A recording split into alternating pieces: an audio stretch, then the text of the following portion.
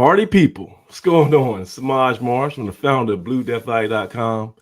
I want to welcome you guys back to a special GHOE edition of Inside the Valley. The podcast is devoted to relentless coverage of A&T football. Of course, got my two co-hosts here to help me out. First up, former A&T wide receiver and named Greensboro, North Carolina, Douglas. Thank you, Fresh Brown. What's going on, Doug? What's the word, man? Hey, happy GHOE and Aggie Pride. Yes. We're here, man. We did it. It's finally here. We finally made it. Long year. You know what? It has been a long, arduous little journey to get here, but we've arrived, and the excitement's already in the air. I can feel it on campus, just riding around. I haven't even been like ground zero. Just the outskirts of campus. I can feel it already. Of course, before we get started, the man in the middle always speaks facts. It's not talking riddle. Kind of pixelated right there, but he'll clip as the show goes on. He always comes through in the clutch.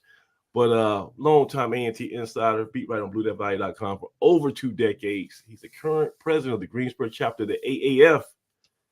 It's also my right-hand man, Mr. Craig Turner. What's up, CT? Hey, homecoming week. Aggie Pride, everybody. Aggie Pride, man.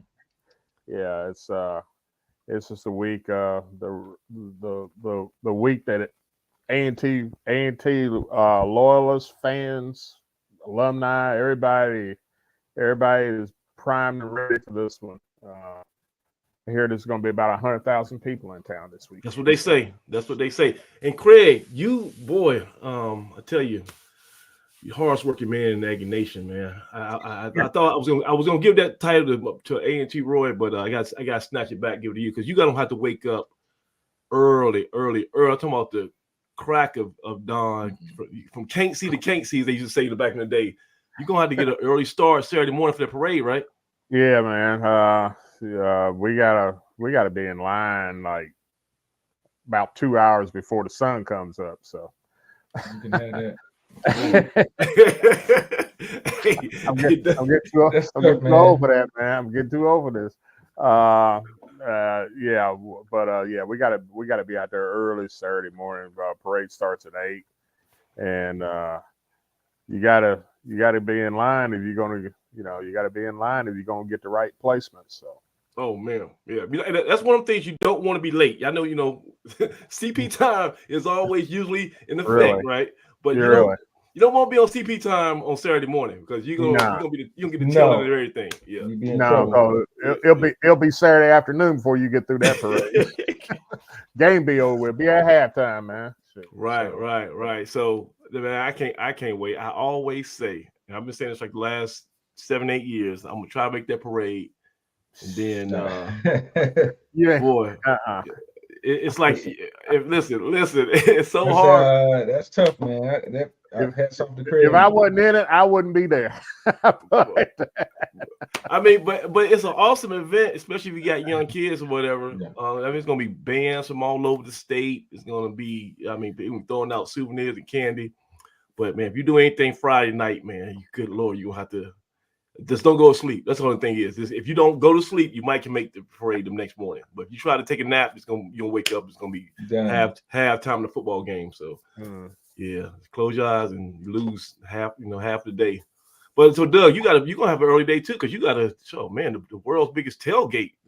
I don't know about that, but it's gonna be. Yeah, I'm gonna be up early, man. I'm like Craig. I've had some of those Friday nights where I didn't make it to sleep, man, trying to get everything together. I'm not doing that this year, man. We're going to get as much as we can get done on the front end. Yeah. That may involve getting some stuff done tonight, but we're going to do what we can do so we can be in place so that, Aggies that are coming home can enjoy. That's what we do it for, man. The Aggies that are coming home. That's what makes it homecoming. Yeah. We're here every week, and we love for more Aggies to be here every week as well. But, I love when Aggies are able to come back. 100,000, that's a lot, Craig. And we might need to find another way to get around town, but and to use some of those back ways, man.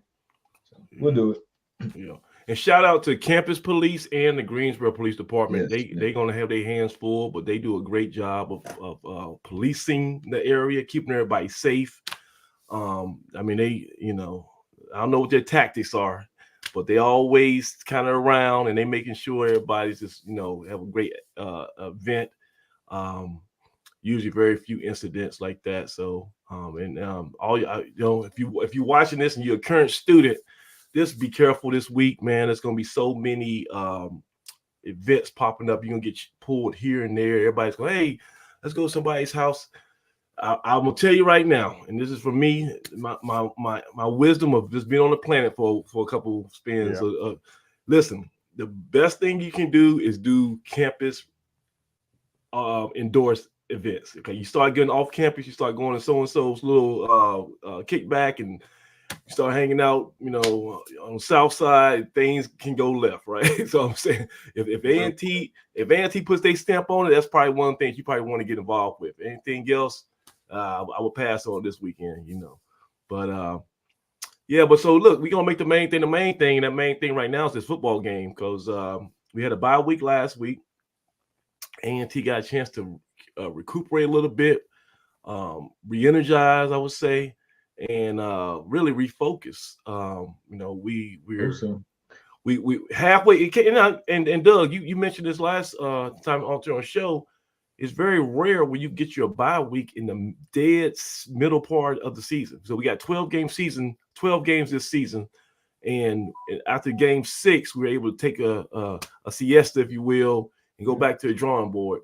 And now we face Hampton. They are 3-4 on the year, and they just had a bye week too. So both teams, we don't get that tactical advantage of having a rest, a week off of rest while the other team had to play. So they were off too. Their last game, Dougie, was a heartbreaker. They went to double overtime against Rhode Island, which is a ranked team, and they lost in double overtime. But Doug, what do you think this bye week meant for us though, as a football program? Well, hopefully we were able to get rested, get a little help, get healthier than we were when we last saw the Aggies up at Richmond. I don't know how I feel about a bye week before GHOE, because you kind of spend those extra days, looking forward to it. So hopefully the first week we're able to rest up and then kind of build into the momentum and the excitement, so that we're not overly excited for 2 weeks and expend too much energy, because you're gonna need a lot of energy Saturday. And if you think back to the Campbell game, I think we came out flat that year. There was a lot of anticipation leading into that game, and guys were excited. And I think we just didn't get off to the best start. That may have been due to some of the excitement, but we were able to steady the ship and bounce back. And that was a different group of guys, but that just goes to show sometimes you can be too ready, too hyped up for the game. So I think we're easing into it just right. We got nothing to lose. It's a big game. Hopefully we can ride that momentum. Again, we've had a few big games at home already, well-attended games. So, I think there's a certain sense of familiarity between the two schools, not necessarily the two coaches and the programs, but the two schools right now. And I think that can kind of influence the momentum of the game. Again, all we need is a few big plays. And I think we've played some of our best football as of late. So hopefully we can keep it going, not come out with any rust, and just get off to a fast start and see what happens. Man. We're getting closer and closer. Last couple of games, we played more of a complete game. And I think Mr. Fomby is doing some good things and doing the right things, man. You got to stay prayed up. But this might be the one for us right here, guys. This might be the one. This is one we had marked on the schedule. I for sure had it marked on the schedule, so we'll see. So Craig, this is our 4th HBCU opponent this year, the fourth and final one. And like you say, I'm not sure how much familiarity we have with Hampton. We played them last year, and that was a nail biter. I think it was a 2-point game, and we end up we lost on the fumble. We lost. We were driving to go ahead late in that 4th, and we end up putting the ball on the ground, and we never got the ball back. And the last game we played this year with Richmond, we had a chance to go down and kick a field goal, go ahead. So we like I say, Doug is saying we're very close. That's only hand grenades and horseshoes, but still, I guess some type of moral victory of showing some improvements. So Craig, what do you think that this coaching staff focused on this bye week? Probably adjusting what shortcomings they have as far as schematics were concerned. I think think Coach Brown talked about early on, talked about in his news conference, talked about that they were going to have to do some things differently, look at some things and do a lot of introspective looking at what they were doing correctly versus what some of the things they were doing not doing well, and do a lot of self-scouting.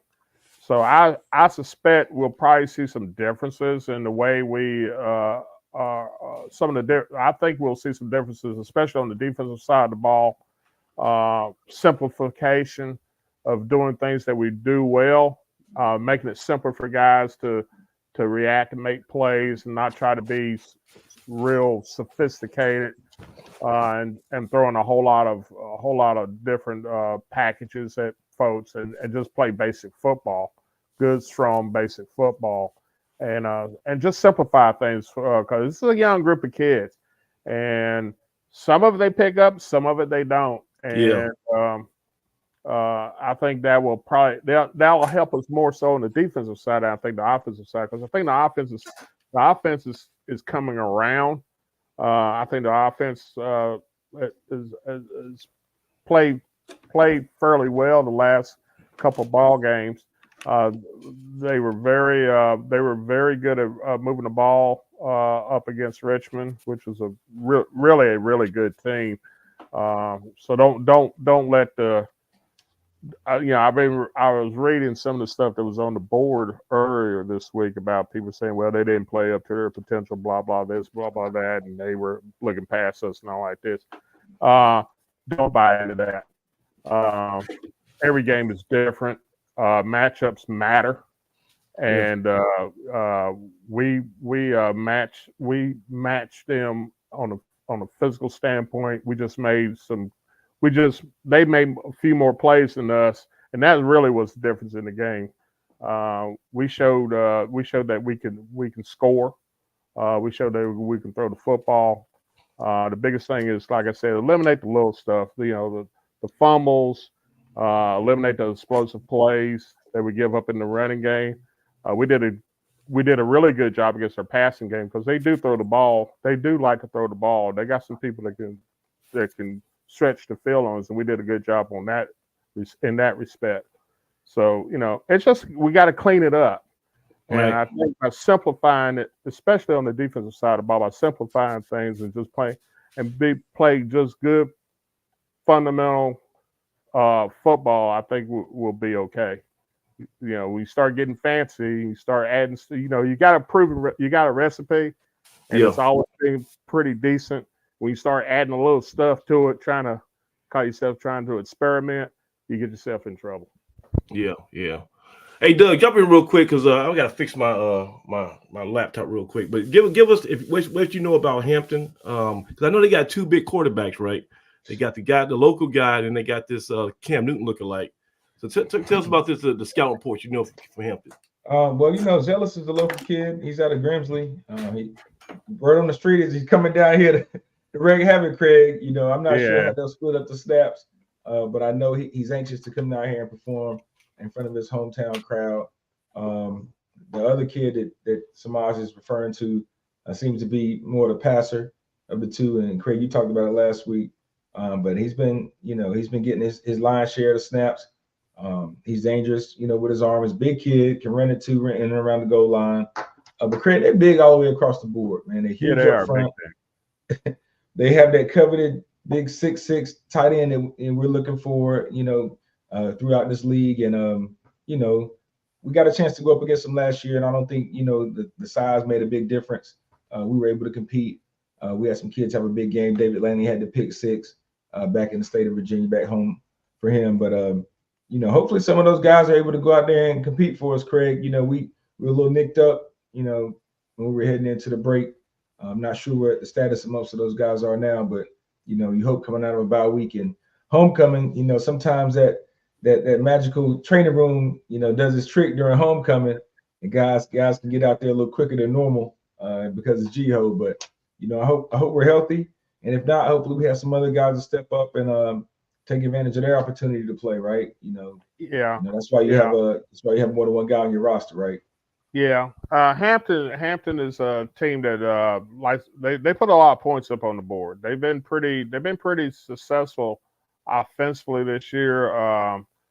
The primary thing is they like to run the football, especially with Burrows at running back and Zealous. They like to get him outside of containment, and they do some quarterback runs with him. The other kid is they run him some, but he's more of a passer. They try to mix it up. They got different packages for both quarterbacks, but they do like to run the football, and they put points up on the board. But on the same token, on the other side of the ledger, they give up some points. I've watched them in a couple 3 games. And they do give up some points defensively. They seem to be more susceptible to the passing game more so than the running game. But they're not world beaters as far as defense is concerned. They're a good They're a good team. They're a talented team. They got some athletes on that team. But they're on a first-year head coach. I think he got the interim tag taken off of him yesterday. So he's now they named him as the head coach. So I know he's happy about that, and they'll come prepared, ready to play. It should be a good football game. I think both teams are capable of putting points up on the board against each other's defenses. So it would not surprise me if the game Saturday was kind of a shootout. It would not surprise me. Yeah. So, guys, so first, can you hear me good now? Is everything good? Okay, yeah. I'm trying to, operate on the fly, man. Like NASCAR. I had to do a pit stop during the race. But I'll say one thing though. Just I guess the vibe from Monday at the press conference was pretty encouraging. You saw everybody talked about Justin Fonby. You got in all this off season. What was the number one thing I kept telling you guys? Like, this dude's a leader. Like, it was apparent from the first minute I was out there observing him, and you can't fake that kind of leadership. You can't just be the guy who does it when the lights up. You got to be that way all the time. It has to just be who you are. That's your core DNA. And you got a glimpse of that. If anybody watched the press conference Monday, Fonby came out there. It was his first time addressing the media as a starter. And the first thing he did was open up the press conference in prayer. So it shows you his spiritual makeup, right?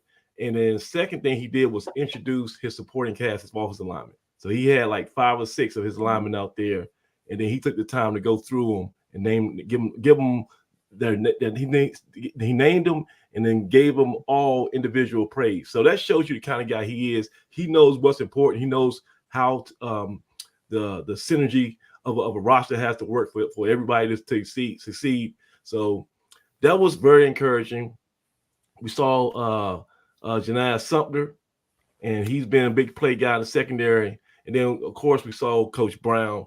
And Coach Brown had a little bit more pep in him step, I thought, this week. Let's show you a real quick highlight before we go into it of Coach Brown Monday at the press conference.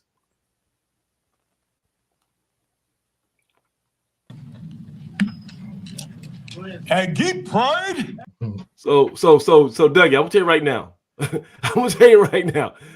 That's been easily his best Aggie Pride since he got here in 2 years. That was from the diaphragm, as they say. He truly meant that one, right? Let's go back, man. I just want to hear this one more time. And keep pride. So it's the cadence of it, man. So you can't just scream it as loud as you can. You got to have that little pause in the middle, right? That Aggie, right? So he got that down. So that shows me. Listen, that shows me he's been working. He went back to the lab, and this is what he did, Doug and Craig. He looked at the man in the mirror. He got introspective. He said, "You know what? My Aggie pride ain't good enough. I got to tweak that bad boy to make it resonate, right?" Now we got to get Chancellor Deuce Martin on board, because whoever coached up, whoever was the private Aggie Pride coordinator for Coach Brown, we got to get Deuce Martin that same tutoring, because he's still struggling a little bit with his. So this was the press conference, and he came out on fire. I thought, man, he seemed like he was at peace. You know, the last couple weeks, especially after Central, yeah, you could tell he had some sleepless nights, and I guess just getting away from it all for a minute, you know, and just being able to kind of take, just take a census of where he was at. That probably just was the peace of mind he needed, right? How exciting it is for GHOE. Last year, I got a chance to experience this for the first time and see what all the noise, all the magnitude, and what the scale of this really means. And I know how exciting it is to welcome back tens of thousands of Aggies for homecoming. It'll be an exciting weekend, one filled with a lot of activities for the alums. For us, it's all about focusing on the next opponent. I like that. So he acknowledges, and that was, and Doug, Craig, that was always the murmur you would hear.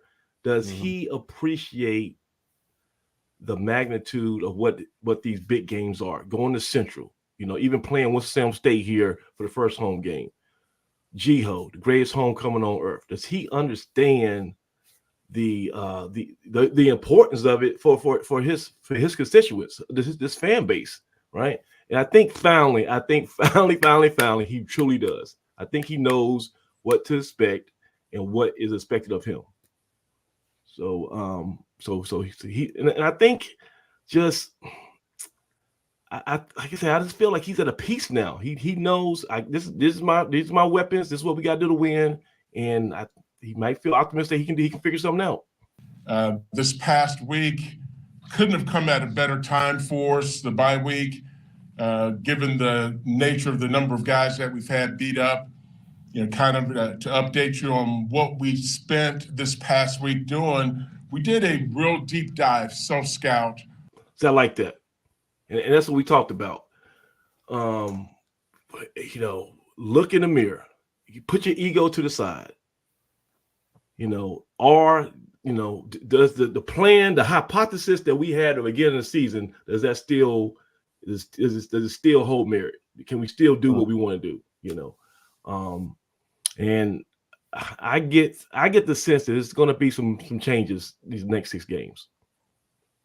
On ourselves in all 3 phases of the game.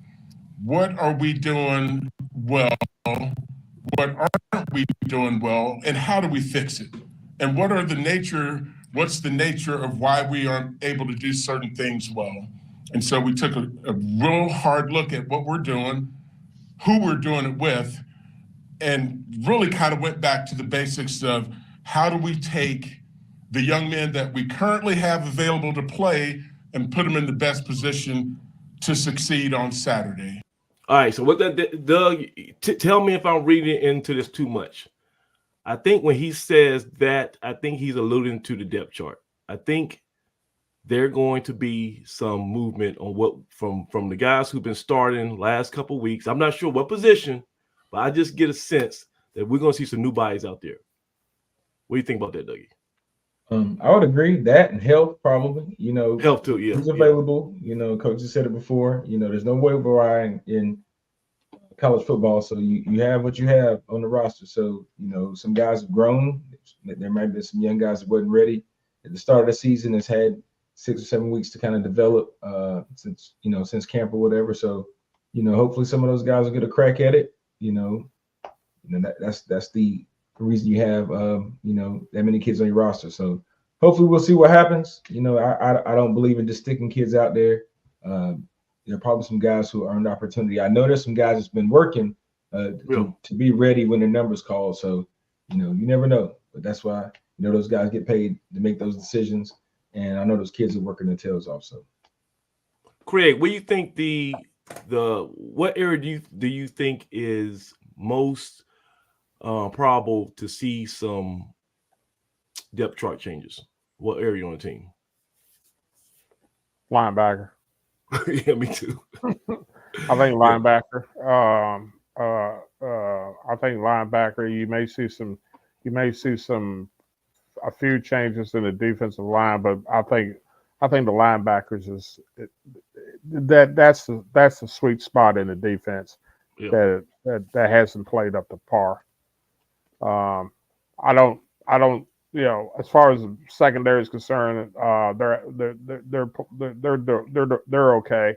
Yeah. I think the defensive line has improved, but the linebacker play has not been good. Yeah. That's just a big point about it. Yeah, I can anticipate maybe offensive line too. I think we can, not saying guys are going to lose their job, but I think we might see a larger rotation. I think we might see more movement throughout the game at all 5 of those positions too. Hey man, I gotta go with the secondary, man. We haven't seen last time we saw, 2 of our starters in the secondary, they were limping off the field. Okay. Yeah. So you say get guys Williams back has been healthy. out. Yeah, David Laney, like he had an ankle, so we may see some shakeups there. And Cam Maddox, yeah. He averages about a quarter a game, right? No, he was just getting back out there, man, and he is an impact guy. Yeah, but, I like him. Yeah, he came off. He's kind of playing in more of a hybrid role at times. He's out there playing a little linebacker too. So he's down in the box. He's wherever we need him, but he hadn't been healthy. So we'll see who's out there. Yeah. We'll find out. In spite of all the changes in college football, there are no waiver wires. I hate when he says that. Stop, please. Listen to me. And I think, scary enough, guys, I think Coach Brown listens to me. For better or for worse. I think the stuff I put out there he hears it. And I'm like, okay, because I think, when I said we got to do the finito on that good day at Aggieland, a great day at Aggieland, I think he heard that. It's okay, I got to cut it out. I think I think he listened to me about the defense. I put it out there on Twitter. I posted I got it here. I can post it again. The last place. I think they're going to make some changes on some of that scheme stuff too. But we got to stop saying the waiver wire. It's kind of a left-handed kind of compliment that is saying like I got a bunch of scrubs. I can't do nothing about it. You know what? I think that you've been a little bit unfair there. No, that's what it sounds like. It's what it sounds. It depends on how you look at. Yeah, I look at it from the standpoint that he cut his teeth in the pros, right? So he's using terminology that's that he's comfortable with and that he's familiar with, and I think that's about as far as it goes. I think we're reading too much into it. Okay. I'm just sometimes just things you might say with good intentions can kind of not be understood by everybody, but yes, that's fine. So we have who we have, and so it's our job to take the young men in our program, figure out our best way of putting them in position to succeed. Offensively, we know we have to score more points. Defensively, we know we have to stop giving up explosive plays. And so spent a great deal of time working on the fundamentals of what are the things that cause those explosive plays to happen defensively. And then again, offensively, finding ways to put our young men in position to succeed. We got our younger players significant reps at practice. There you go. So he's saying he's giving you a heads up. And I like, one thing about Coach Brown, I really appreciate, he's strategic in these press conferences. He knows that this is the one time during the week where he can get a message out to different audiences. He can communicate to his boss, Earl Hilton. He can communicate to the fan base. He can communicate to the players.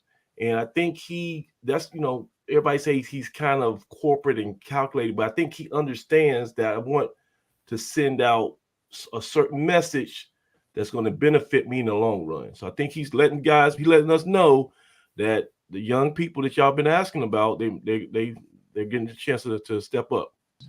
Trying to develop some depth, young men that really haven't played much this season, some of whom played a little bit in our last game against the Spiders, trying to find a way to feature. And two, also, Doug, to that credit, that's a good recruiting point, because he's going to say he's out on the road recruiting. So if I'm a high school senior and I'm thinking about A&T, knowing that next year I could actually be on the field in some meaningful games, that's a selling point, right?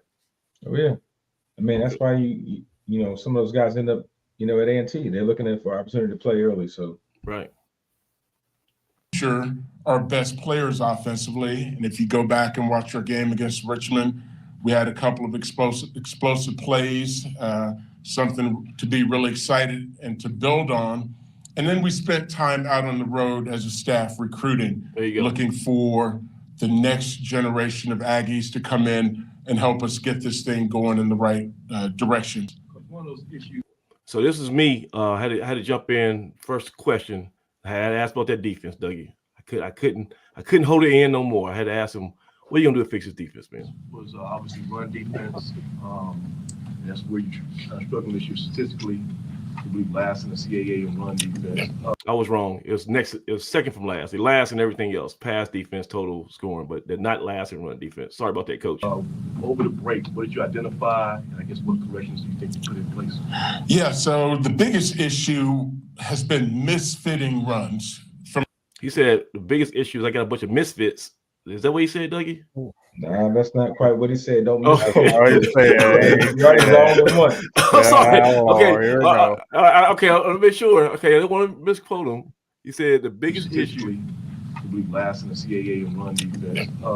Over the break, what did you identify, and I guess what corrections do you think you put in place?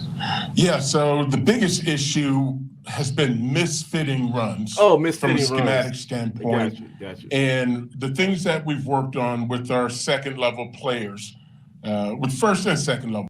So he's talking about the linebackers. When he says second, I'm gonna give you some coach speech here. When he says second level, he's talking about what Craig talked about, those linebackers. And the front seven is the first and second level. First level players, making sure they understand where their gaps are and fighting like heck to stay in their gaps.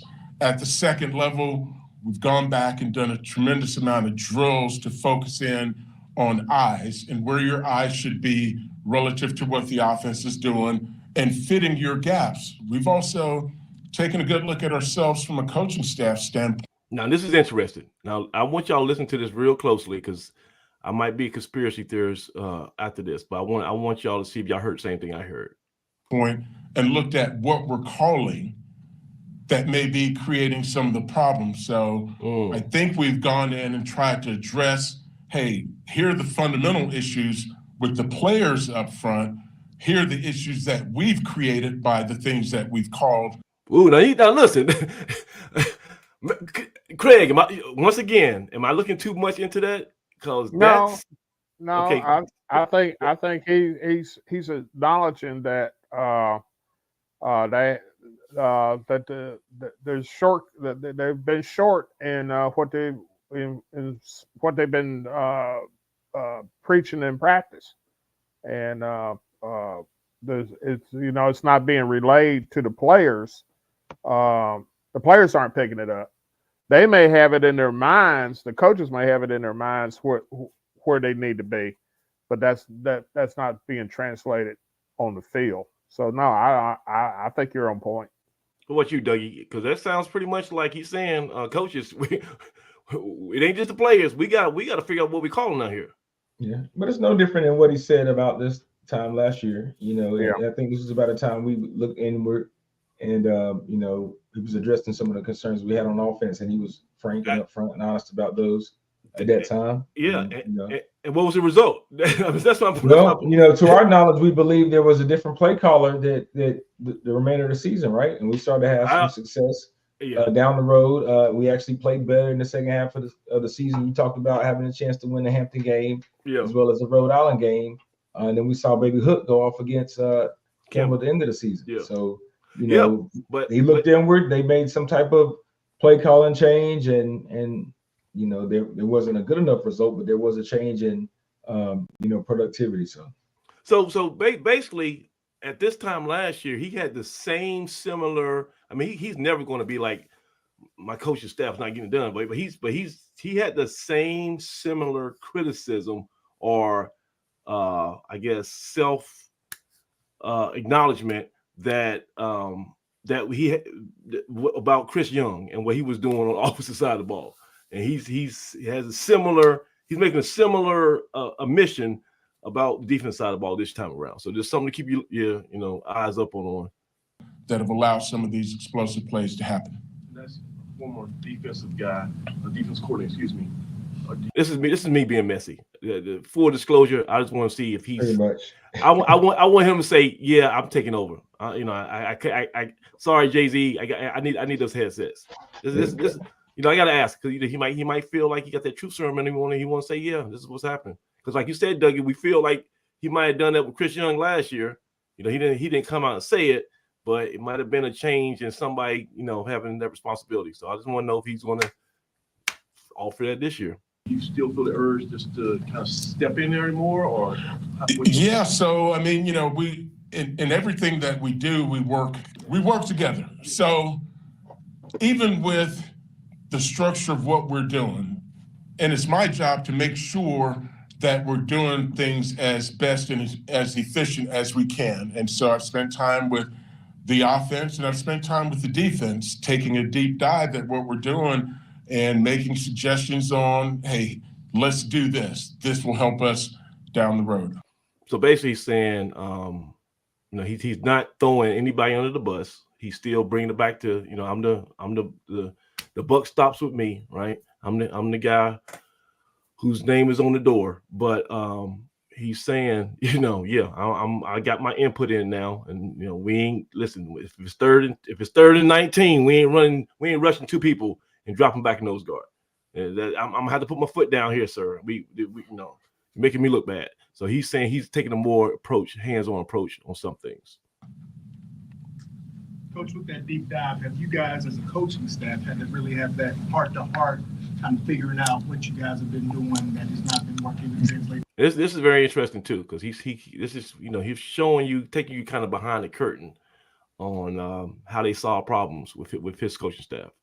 Oh, absolutely. It's not about what we know as a coaching staff. It's about what the players know and what they can execute. Now, listen, y'all remember when he first came on our show this time last year? He talked about some of the things he learned from, I think it was Bill Belichick. Who was it? Bill Belichick? Was it? Bill Parcells? Somebody. Parcells. One of the Bills. And he says, did so-and-so, did you tell so-and-so about this, how to run this play? And he said, yeah, I've been telling him over and over again. He says, obviously you ain't told him enough because he's still messing up. So he didn't put the onus on the player messing up. He put the onus on the coach instructing him. So he's telling Coach Jay-Z, I know you got this Frankenstein monster. It's very elaborate. You got all these different ways you can do things, but if the guys are not picking it up, it's not helping us, right? So you might have to dumb this thing down a little bit. I think that's that's my interpretation. You guys disagree? Agree? I said earlier that we probably need to simplify things. Yeah. Simplify things on defense. Usually, when a football team is not performing, it's having a communication. Well, I don't know if it's communication problems, but they're having problems executing what you want to do, either offensively or defensively. It's usually and it's a recurring thing over and over again. The same thing. You breakdowns late. It's usually because you've overcomplicated things, and the simpler, the less thinking that you have to do on the football field, the more reacting that you do, the better off you are. The only person who needs to be thinking out there is the quarterback. Yeah, that's the only guy that needs to have his thinking cap on. You gotta keep your eyes on what's going on and then react to it. Right. And 9 times out of 10 you're gonna guess right if you do those things and just pay attention to what's going on without having to worry about, well, I got to read this, and if this guy goes this way, then I got to slip outside and all this sort of thing. And Craig, last show I showed you that that one run play where we had two inside linebackers, and then they kind of like both went east and west. And I think what it was they were each reading keys, but they were reading the wrong key. Reading the wrong keys, yeah. And they were running 100 miles an hour, but it was just in the wrong direction. And I think that is when you have to say, okay, the guys are hustling. It's not like the guys don't have effort. They're not right. It's the guys are putting out the work. It's just that they don't understand what's being asked of them. And I think that's when you got to go back to the drawing board. So, and we have made a point of emphasis throughout the course of the season, especially defensively, because defensively mistakes cause you to lose. Yes, and we'll literally look. We won't call it if you don't know it. If you don't feel confident that you can go in and execute it, we won't call it. See, that's what I'm saying. I think we were trying to get a little too cute, too sophisticated with that scheme, and it's just with this, especially with the young guys we got, man. Exactly. The guys are true sophomores. They were in high school 2 years ago, and we're asking them to understand this Frankenstein monster, ins and outs, and be able to adjust on the fly. And it's just a lot. It's a lot. And sometimes it's just we have to be able to take a deeper look and assess whether they know it or not through our reps and the mistakes that are made over the course of the week. And so we've taken a good look at that and really kind of reshuffled our thought process where, look, if they're not able to execute it by Thursday, don't call it. Wow. So Craig, to a T, he just said what you said. He just basically said what you said. We're gonna get simple. We gonna all this crazy exotic stuff. If it's third and 22, we gonna have 3-4 guys on line scrimmage. We're gonna play a regular base. We might not bring a jailhouse blitz on 3rd and 22, but we're not gonna be doing anything crazy that's gonna allow us to just get exposed on a post or skinny post, something like that. So I think they had to swallow some of their pride. Coach Jay-Z probably had to get reeled in a little bit. Say, look, I know you want to have fun with this thing, but we're not there yet. Give me a couple more recruiting cycles and some more graduate transfers at linebacker, and when we might can start having some fun. But right now we just got to keep it basic. So don't call it, because we know it'll lead to an explosive play. So in that case, was it still the same scheme, or can you make like a wholesale change in the scheme? This is what I was trying to see if he's going to change. Say, yeah, you know what, Mr. Marsh, I am going to switch to a 4-3. I ain't know. You gotta ask. Hey, Craig, you gotta put it out there. They sometimes they get comfortable. They get comfortable. So I had to ask them. You got to use the Coach Washington. Yeah, I know, my man, Coach Washington. He'll tell you. Say, yeah. We going 4-3 this week. Yeah. Well, I don't think you can throw out your scheme. I think you make adjustments to what you're doing, and you just find a way to execute what you're doing at a higher level. That's awesome. So that was Coach Brown at the weekly press conference, and give him kudos for even showing up every week and having that type of. Listen, Doug, he's being very candid, right? That's being very forthright. He's 1-5 on the year.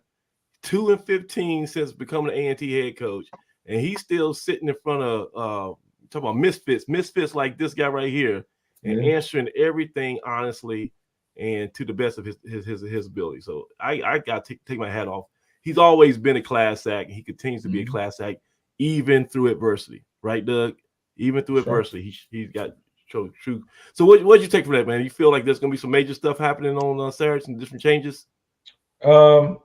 Not sure. I mean, we'll see. I'm excited about, the opportunity guys have to go out and compete.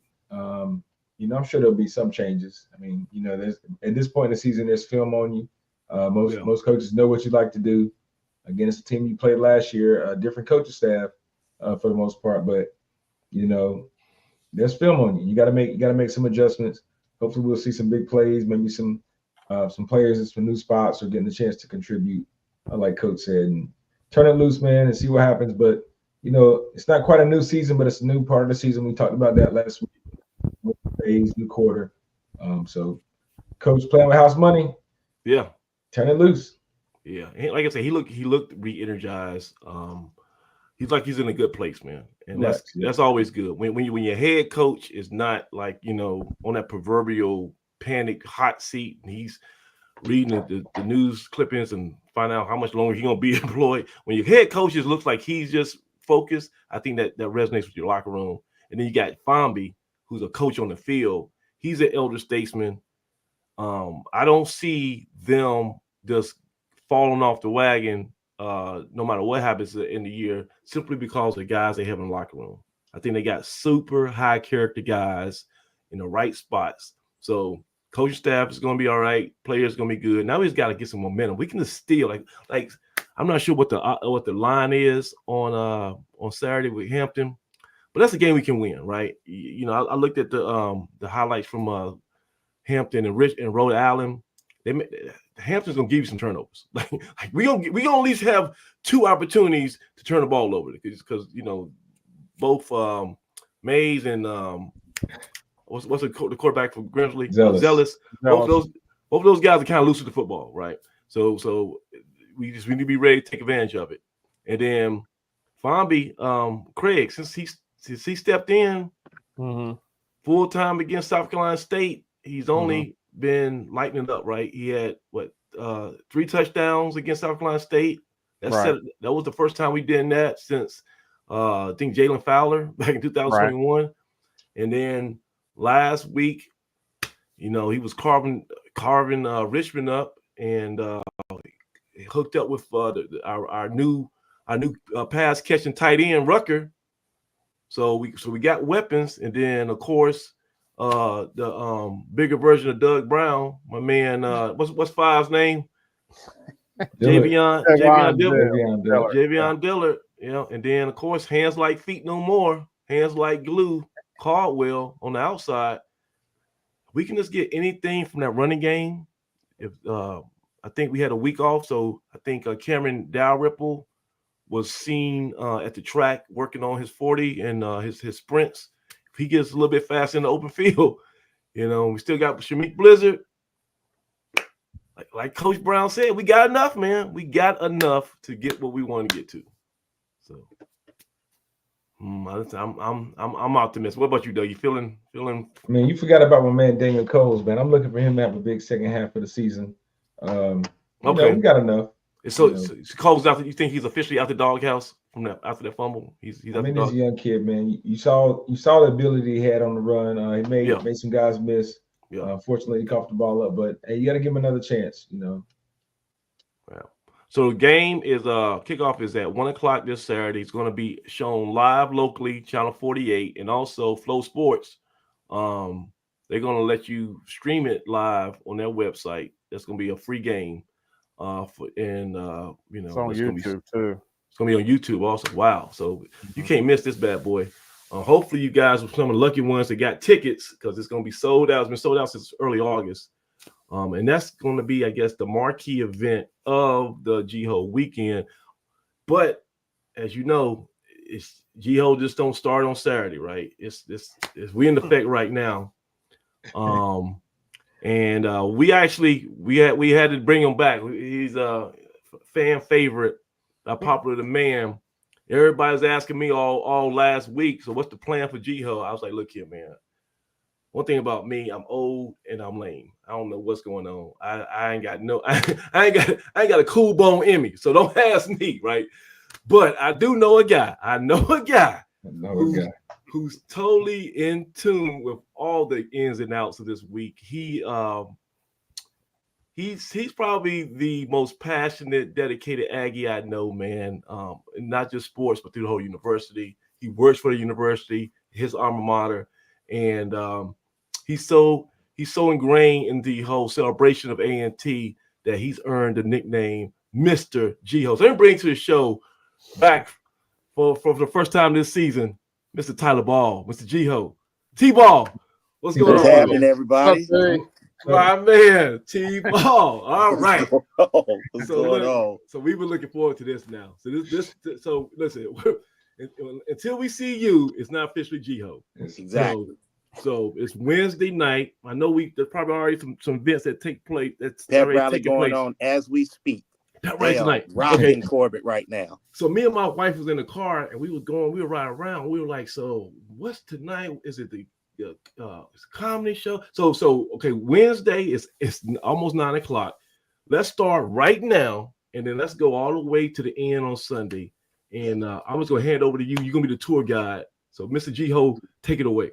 Okay.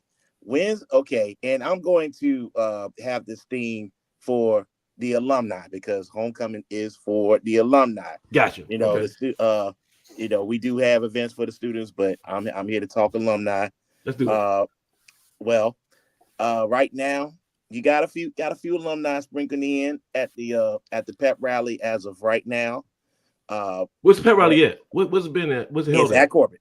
It's in Corbett. Okay. It's gotten so big to the point where we take it to Corbett and they pack the students in like sardines, man, and it's gone viral. Each of the last 4 years. If there's even one from 2015 that has over 25 million views, and it's a recruiting tool. A lot of people that I've talked to, a lot of kids that I've talked to that are here as students, said that it was because of that video that they began to look at A&T and see, how they could get here. So, homecoming is not only is it, important for the celebration of alumni, but it's also a way to bridge the gap between the alumni and the students, and it brings people here. Okay. Well, really, we're gonna really kick it off with Thursday because it officially really kicks in for the alumni on Thursday morning. Thursday morning, not only will you have your people arriving at the official host hotel, which is of course, it's the Sheraton Four Seasons. Yeah. But it begins with the fall convocation at Harrison Auditorium at 10:00 from 10 to noon. Okay. The keynote speaker is Dr. Patrina Benton Elliott, who's a 2-time graduate of A&T. From 2001, she got her master's in elementary education. And 2008, she got her PhD at the famed Leadership Studies program. And she is the president of Halifax Community College. So she's going to be speaking to the students. Classes will be suspended from 10 a.m. to noon. And she's going to just talk to them about how they can impact the future through education and through what they're learning right now here at A&T, with a global emphasis. All right, I love that. As the day go forth, when you leave the convocation, you want to make moves right over to the Bluford Library, where they will have the Bluford Global Grill. It's actually going to be barbecue with a mix of Thai and a mix of Jamaican. That's going to be served at the library, and that is a pre-course for the Antiques Roadshow, which the Bluford. Hold on. So is the Bluford thing open to anybody? You got to have a ticket. Open to the public. So if I skip lunch tomorrow and I make my way over to Club Bluford, yeah, man, I can get in line and I get some barbecue and some Thai. Yeah, man. Get some Jamaican barbecue, get some jerk chicken, because I know that will be there as well. Hey, T-Ball, don't play my emotions now, because I drive my way over to campus. They be like, you need $10. Like, I ain't paying nothing because T-Ball says free. All right. Open to the public. So gotcha. It's actually setting up for the Antiques Roadshow, which is an annual look through through pictures and through our old manuals of how A&T has evolved through the years. How did it get to this great looking institution that we are today? If you are a member of the Graduate College, their college's celebration is right next door at Gibbs Hall. They will be on actually across from Gibbs, the Fort IRC, where all your graduate students go to. Some of them have offices, some of them do their research, but they will be having lunch on the lawn. Okay. And then the key event for Thursday night, there are two of them. Hold on, you skipping something. So I know JMOC is doing something, right? Because my peoples they're not gonna just not celebrate GHOE. Friday night. I'm gonna get to that. So Thursday is Gibbs. Yeah, Thursday is Gibbs. Oh, okay. Thursday is Gibbs for the graduate college. Okay, I got you. Okay. So Friday. No, go. Stay on Thursday. Stay on Thursday. Stay on Thursday. Okay. I ain't mess you up. Okay. My bad. Thursday is actually going to be an event change. The homecoming gospel concert has been moved to Thursday. And it's going to be on campus. Now that's breaking news. Breaking news. Yes. I don't know. Homecoming gospel concert has been moved to Thursday night. Hold on. Stop the press out. Dougie, I don't know how I feel about that because that was kind of the whole. It was a wrap up, you know. Bring you back to, you know, where you needed to be morally, and you know. Okay. Let's figure this out, Tyler. Why? So who made the decision? Who made the decision to change it from Sunday to Thursday? Okay, part SGA. Part of the fact that the Greensboro Coliseum, now known as the First Horizon Center, there is new management at the arena. There were some decisions that had to be made with that Sunday, dealing with, you know, you got new management, you know, they feel that, you know, they don't necessarily want the Coliseum open all 4 nights of homecoming. So no. Okay, so we need to figure that. We got to get a name. We might not have to do it tonight, but we got to figure out who to talk to, because that is. I love the fact that we having an extra event on Thursday. I do not like moving the gospel, because that was everybody ingrained in this whole homecoming knew that you cap off homecoming with the gospel concert. And I think years before we have Kurt Franklin come. We've had Kurt Franklin. We've had everybody. Oh man, yeah, everybody that's a big name in gospel has performed at A&T homecoming. It's that much of a tradition. And we're moving it to tomorrow night, so we got to get the word out, because I don't even know if everybody even knows that. My wife don't know it. She cares about stuff like that. So we got to blast that on social media. That it's tomorrow night, not Sunday. Correct. Ooh, wow. Okay. The featured group will be the two sisters, Jacqueline and Corin Hawthorne, known as the Praise Project. What about the very talented soloists, and they also team up. And you will also get a extended concert by the A&T Gospel Choir. Okay, you know, they wanted an emphasis this year to be on them for the gospel concert, and they haven't had that for quite a while. So you're going to get at least a 90-minute show from the A&T Gospel Choir. At the Coliseum. No, at Corbin. At Corbin. What about my favorite, the Mighty Clouds of Joy? Are they still performing? I haven't heard from the MCOJ for years. I gotta find out where they at. We need to bring them back. I want the Mississippi Mass Choir too, personally. But it's moaning time. You remember the commercial on BET? It's moaning time. I sure do. James Cleveland was on that too. Yeah, the whole crew. Man. All right. Rest in peace. Rest in peace to the legend, James Cleveland. All right, so that's Thursday night. Thursday, right. And then there's one more event, and this is really, really important. It's an invite-only event. It is called the Top of the T.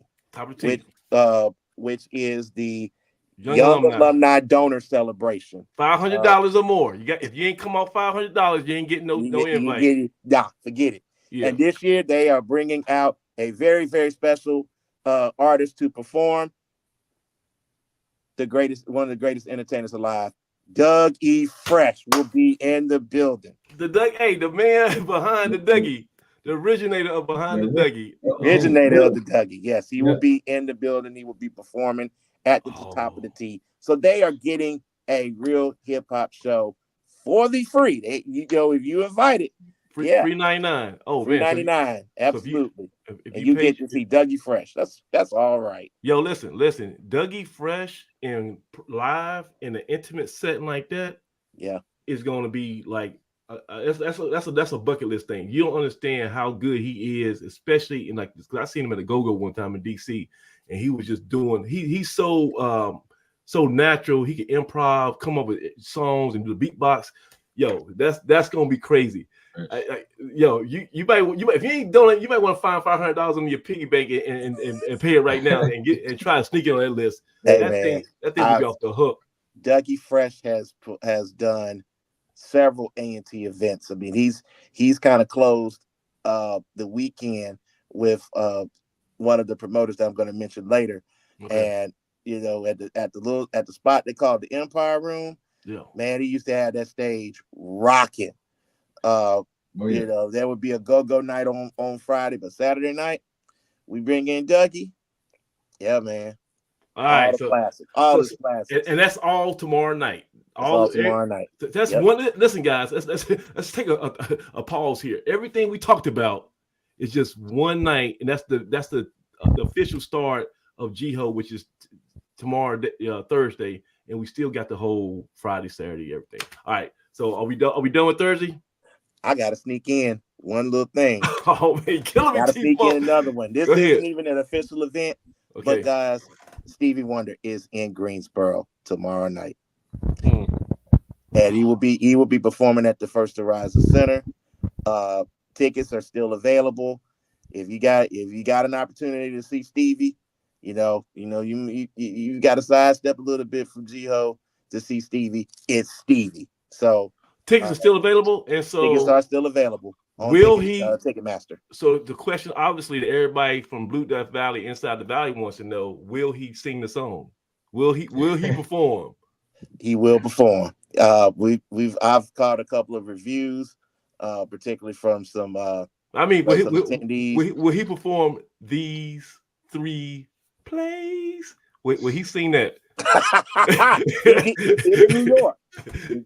He did in New York. Okay. No. Okay. Yeah. All right. It was on the set list. So hey, it will work. Well, I got my phone handy just in case anybody from his team wants me to incorporate with him. They might call with a cease and desist. That's about it, bro. Really? Oh man. Let's move forward to Friday. Friday, GHOE Friday, man. GHOE Friday, one of the best days of the week. Yeah. We're gonna get started with the Richard E. Moore Homecoming Golf Tournament, 45th annual. As a matter of fact, it's been as long as I've been alive. There's been a Richard E. Moore Golf Tournament, and that's pretty near and dear to my heart because many of you know that my father, Drexel Ball, who was the sports information director for 10 years. Yeah. Dr. Moore was his direct supervisor. So when I was a child, I used to come visit my dad. Dick Moore was right in the office right beside him in the Dowdy building. And, he'd always speak to me. He was very kind, and somewhat an influence on my career. So I always appreciate the people who come out and support that tournament because he was a great man. Which tournament at? What's going to be held? It is at Bryant Park. Shotgun right start at 8:30 a.m. Friday morning. Okay. Friday morning. The entries are closed. They already got their foursomes. They will be there. Okay. And also, if you missed out on that, if you're coming into town, Greensboro just opened up. Dougie, we just opened up on Wendover. That Top Golf. I just rode by there tonight. And it's live and it's open, and brights up the whole highway. So if you want to, if you can't make it to the course and you want to get those, some your swings in, we do have a new Top Golf on Wendover by the Gifford College. So something to keep in mind. Mm-hmm. All right. Okay. Friday morning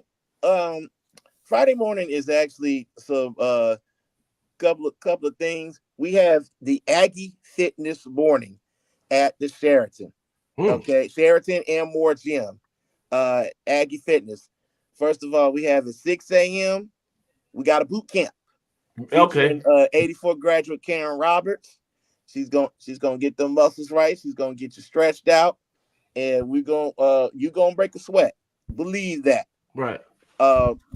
Then we have the mixed fit with at 9 o'clock at Moore Gym with Charity Maddox, who's from the class of 16. She is more of a step aerobics based. She will, she'll have you moving, she'll have you running in place, she'll get your Fitbit points up. So Moore Gym she'll get you that for an hour. So Sheraton and Moore Gym, 2 spots. Yep. Is there a cost associated with any of these? No cost for those events. No cost. Don't have to register. So for GHOE, we gonna get you in shape. We gonna get you healthy for free, just so you have enough life in you, so you can party all weekend. So we gonna exactly boost you up. All right, that's awesome. That's awesome. Okay. And I haven't even gone to the most strenuous activity of probably the whole weekend is going to be the Young Alumni Boot Camp with 3 well-known physical trainers that have impact at A&T. First of all, they're teaming up. Randall Ellington. Many of you guys know there's always a guy that's always dressed up in blue paint, running around shirtless at the game with the wig and everything. With the wig and everything, yes, big is Randall dude. Elliott. Randall Ellington. He is known as the Super Aggie. I like him. He has he's based out of DC. He has his own fitness center with 2 other Aggies, and they they get people fit year round. He's going to team up with the former Golden Delight alum Patrice Murphy. We call her Pat Rice. She's also a serious physical trainer for the ladies, also in the DC area. And we have from Aggie football, former team captain Curtis Walls, who's from the class of 08. Yeah. He runs a very successful fitness center down in Charlotte called You Versus Yourself. That's one of his many hats that he has. He's also a successful promoter as well. But all 3 of them will be teaming up to get the young alumni fit and right before they go and party on Friday and Saturday night. So you have no excuse on Friday to get some type of physical fitness in, some kind of workout to get your blood pumping. You got three different areas to do it. All right. That's going to be at 10:30 in Moore Gym. So last thing, as far as the fitness and get you moving, we got line dancing with class of 97's Latasha Williams and class of 96's Katina Red. They're going to teach you the latest line dances. They're going to do some traditional line dances. That's awesome. The Detroit Hustle. Yeah. You got that new Tamia line dance. You got the Chicago Hustle. They're gonna teach you all of that. They're gonna give you about an hour and a half to 2 hours of just running through some line dances. So if you want to, if you got a little bit of age on you and you want to step out and maybe you want to head to a spot, you're gonna know what these line dances are before you leave. So that's great for them. Does anybody specialize in teaching the Smurf or the Cabbage Patch? I want to go back to the old dances. Can anybody show me how to do the Cabbage Patch properly? Because I never could get. I can't get my arms to swing all the way right. My arms are a little too short. I get the rhythm down. Right. I just can't get the full swing from left to right. Okay. Alligator arms. So yeah. We gotta look for that. All right. So nobody's teaching the Smurf or the Cabbage Patch, but we can do the line dancing if you need to get that in your repertoire. All right. Mm-hmm. Okay. Now Friday, midday, talking about 11 a.m. All the way to about 3. Campus cookouts. Everybody got to eat. Everybody. You got to eat. Okay. You got to eat. So just about every college on campus will have a cookout in their front lawn. And all those are pretty much free. Some may require you to have some departments may require you to have a wristband, but they will feed you when you walk through. Hey, you know about this because somebody said Reed and the Dope Peddler. Yeah, and shout out to Jay Reed. Shout out to Jay Reed, former Blue Inside the Valley guest. He has a cyclist group called the Dope Peddlers, and they will be riding in the city on Friday. I believe they're doing I think the distance is going to be about 5K when it's all said and done. But yes, they will be riding. You can check out Jay Reed's social media for more information on that, particularly his Instagram. He is known as Jay Reed. All right. Okay. The cookout locations are going to be at the Holland Bowl, which is for Hines Hall. That's going to be chemistry. Proctor Hall's front lawn. There's multiple departments going to be there. The academic quad, which combines Barrack Hall, Barnes Hall, Martina Hall, Crosby Hall, and the general classroom building. Yeah. You're going to have the engineering at McNair Hall. It's one of the largest ones that we're going to have. Fry Hall, which is the recently named Fry Hall, which is formerly the academic classroom building. Okay, by the Watchtower, right? By the Watchtower, yes. Okay. Price Hall will have one. Gibbs Hall, which is the graduate college. Webb Hall, which is animal science, which is right next to Dowdy, and also the Joint School of Nanoscience and Nanoengineering on Gate City Boulevard. They have a also cookout. Have their own. Yeah. So look, and I'm not sure if they require like a wristband or whatever, but usually from my experience, they don't turn nobody away. Like no, they don't. If you look like if you get in where you fit in, you literally can just eat everywhere you go. Eat everywhere you go. Absolutely. Like if you pay 3 for hours food, is not enough time to really get all that you want. But still, if you pay for lunch tomorrow on Friday, you're a fool. That's what I'm trying to tell you. You should not be paying to get full on food on Friday afternoon. At the very least, you can get some food. You can eat anywhere in the whole campus area. So okay. Yeah, before you go out to your prospective day party or whatever it is, and all those are sold out. Don't ask me for tickets. Don't ask me for nothing because all the day parties that go on between 3 to 7, they've been sold out since really September. So how much? Give me an idea. How much were those tickets going for? Some of those tickets late. Some of those tickets late went for as high as $80. Seen it happen. And it's all sold out. You can't sold out. There's no more room in the end. Huh? No. There are ticket exchanges that are happening in the Facebook groups.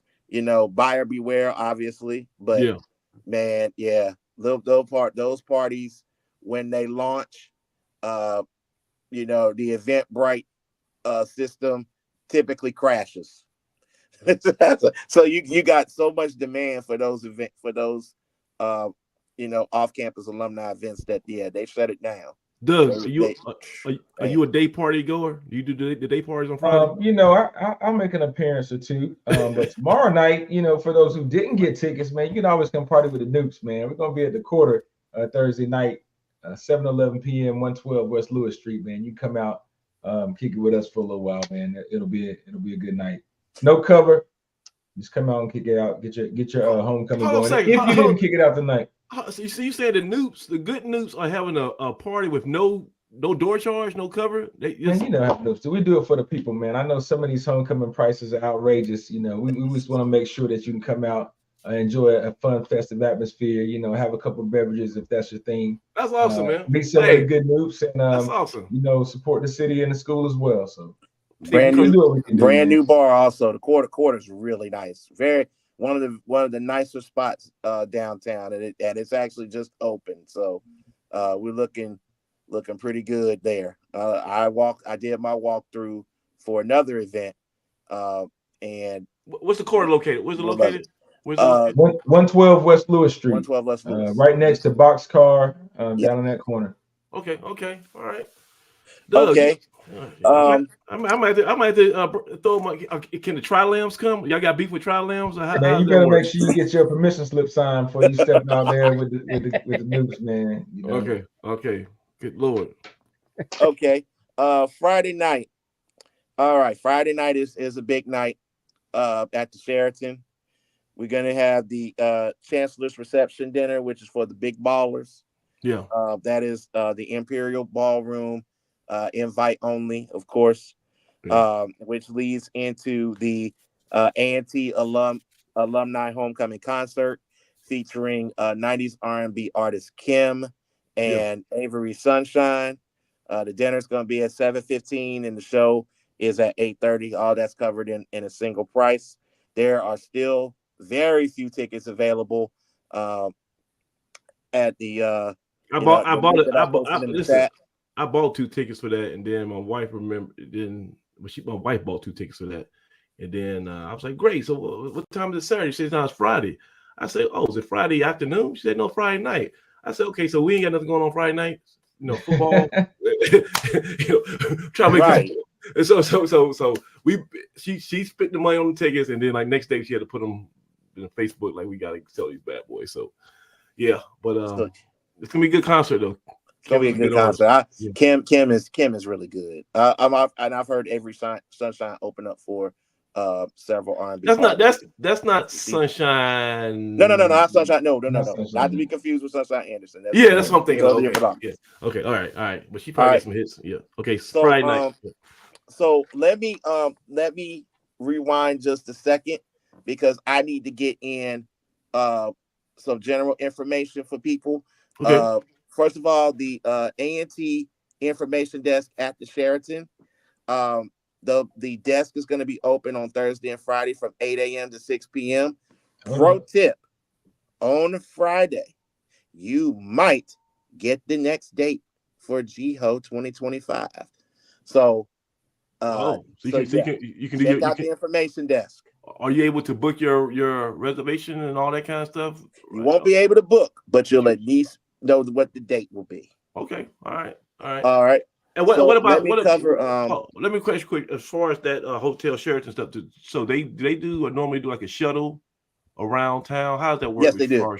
They do. Yeah, okay. Yes, they do. They will shuttle generally from 10 to 8 on Friday and Saturday to get you over to the Fan Fest, which is what I'm about to tell y'all about right now.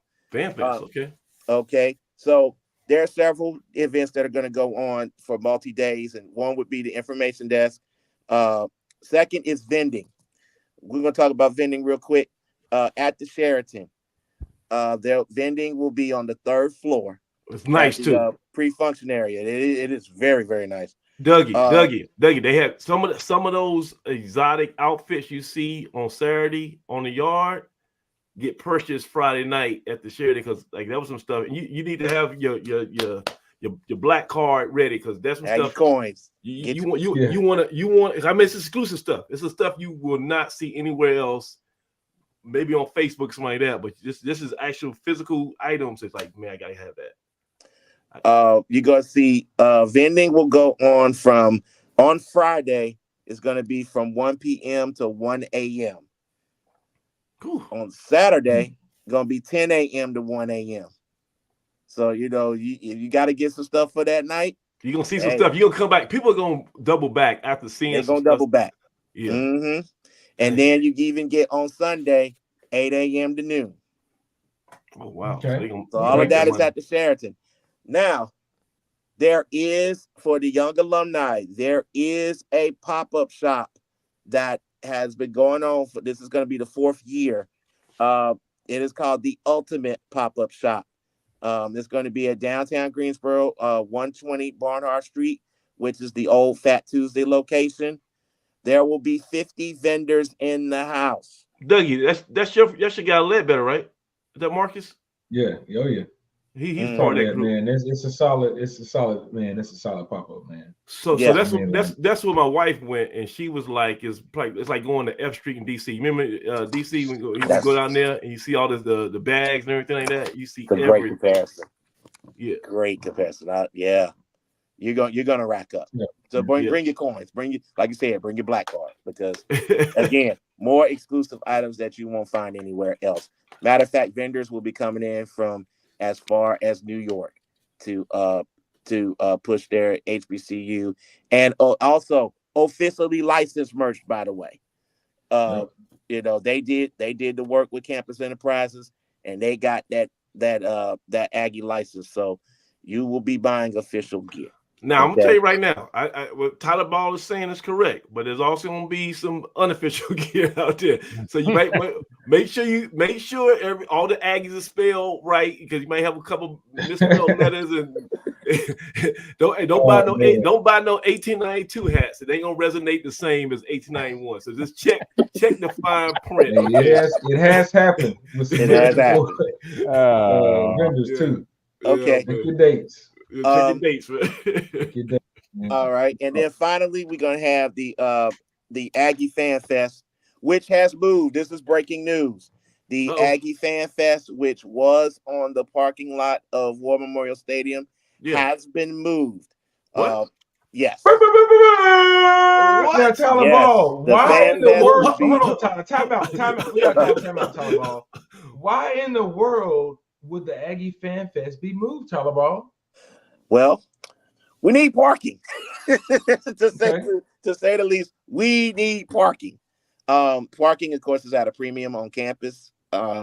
We actually so ain't no construction going on, I guess, huh? It's just parking. It's parking. Ain't no bulldozer or nothing like that. It taking up space. ain't no bulldozers involved. Not yet. Anyway, but yeah, we need. Damn it, Earl. This is your chance, man. Go ahead. So what's going to happen is the Fan Fest will move across the street to the farmers market. They'll still have the same vendors. That's only by Cumberland Court and across from there. Oh no, not quite Cumberland Court, but it's going to be, because it's the very next structure over. The farmers market is the next structure across the street from the stadium. Okay, so they're going to use that property. Is that going to be big enough? You got the building and then you got the outside. So it will when you combine the inside and the outside, the inside is going to be gutted. So they will be totally committed to the ante space. So you'll be able to walk inside and get your whatever. Okay. And Craig, there'll be some vending there too.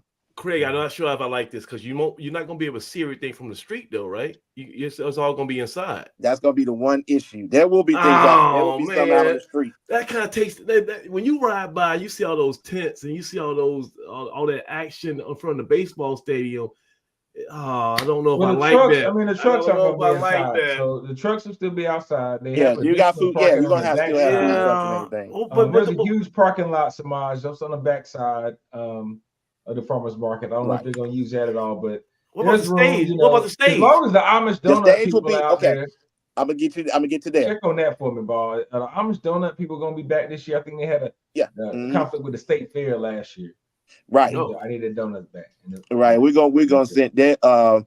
They're actually gonna split that up, and they're gonna have someplace at both the state fair and at our location. The stage is gonna be in between the. It's basically the street's gonna be blocked off. Yeah. The sound stage is going to be in between the War Memorial and the farmers market. So that's where your fan fest stage is going to be. Oh, okay. And it's going to be, of course, you're going to have it from 4. That's going to start at 4:00 on Friday until 8, and then Saturday is going to be immediately after the parade with a live broadcast on WNAA 90.1, hosted by Wild Irish Rose and Keith Mack, and the sounds will be provided by DJ Jimmy Jam. So they will be live as the parade comes through. It's going by. That's about to say that'll be dope. So they're gonna do like a Rose Bowl type of thing where they're gonna get. Yeah. Oh, that's dope. That is dope. You're gonna stop right in front of the broadcast.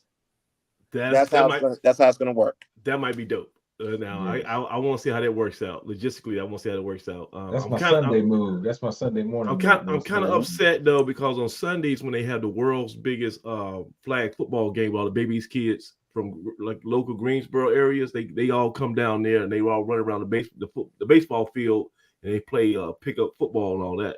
So that's kind of that will still happen because the Fan Fest on Sunday is going to be from 11 a.m. to 4. Okay, so they might move back over there. Okay, all right. Mm-hmm. So that's Saturday. So that's Saturday morning, right? Yeah, that's gonna be Sunday morning. Sunday morning. Okay, all right. Sunday morning. So yeah, so we on Saturday that covers all the vending. Yeah, and Fan Fest. So yeah, it's gonna be a little. It's gonna look a little different, but it'll still be the same fun. Okay, believe that. Right. Okay. Saturday. Now we're gonna get to Saturday. That's it. All right, Saturday. The parade. the route doesn't change. The route starts at Market and Murrow.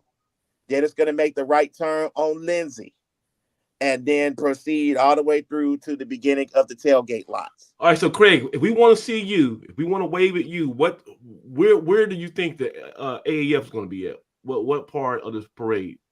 We'll be in the front half of the parade. We'll be in the early stages of the parade. Probably there's the way they've got it set up. You have all the A&T homecoming court, the band, Chancellor, and all his entourage, and we should be coming in right in behind them if everything goes according to plan.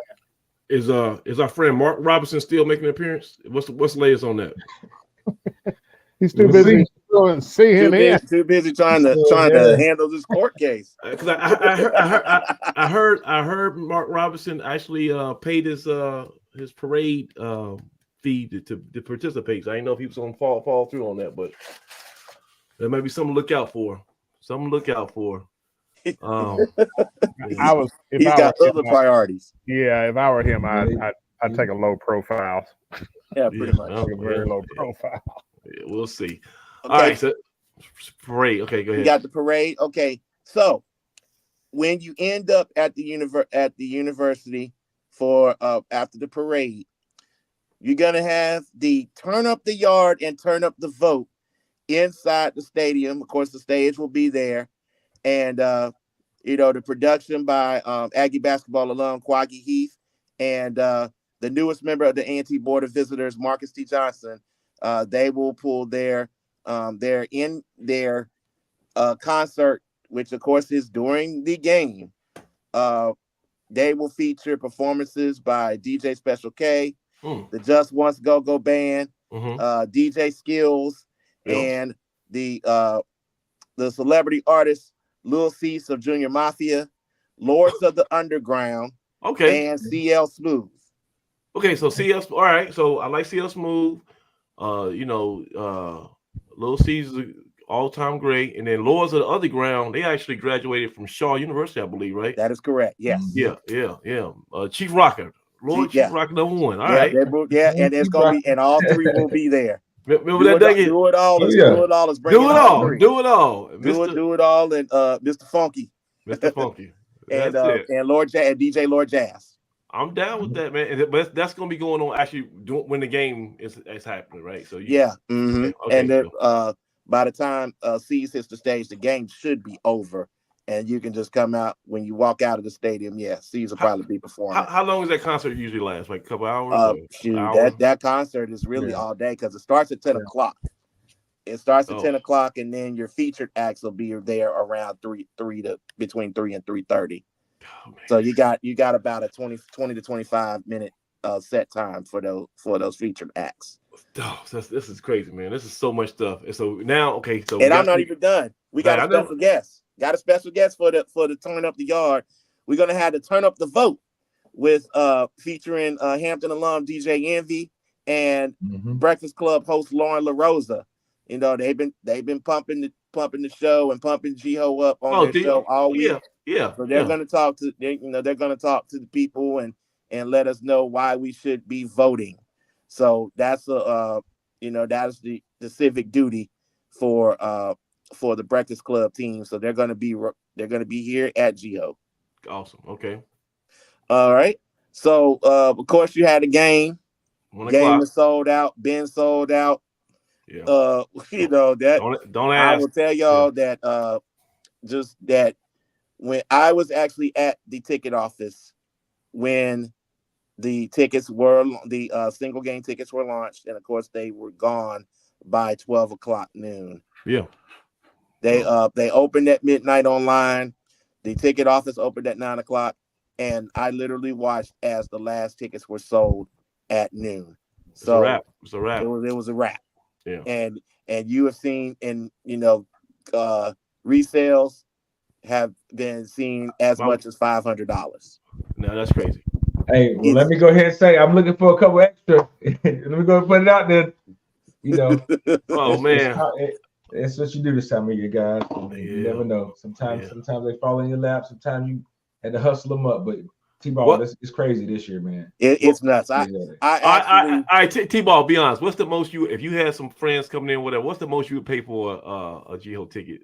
I pay $100 for. I would pay $100 for a reserve and maybe $90 for a general. That right around there. Yeah. Because the reserve was $60 this year. The general was $50. So yeah. And actually the people that had tickets that were part of the alumni, they paid $70 for reserve. So yeah, I think $100 is fine, to be honest. That serious? Now I found out, remember last year we had that incident where there were like the team, the parents and the team reserve tickets were actually I guess they got double booked or whatever, and so we had to move a lot of parents. So I heard that now they have gotten a dedicated area. And so that shouldn't be because I was talking to a parent the other day. That should not be an issue this year. Hopefully, no, it won't. They figure that out. And let's say if you come in the game, there are no general admission seats on the home side. I don't care what the stadium says. It's wrong.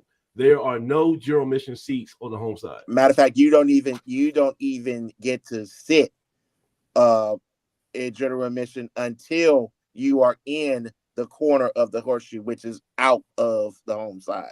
Yeah. So it's everything general admission is visitor. So yeah. And listen, that thing's gonna pack up quick. If you want to get there right before the halftime, if you want to, you're not gonna get a seat. You're gonna be standing up. And I'm telling my guests, hey, get in line at get in the gate at 12, or even before 12 because kickoff's at 1. No, you don't want to miss the game. 12 because you ain't getting nowhere to park. 12 is too late.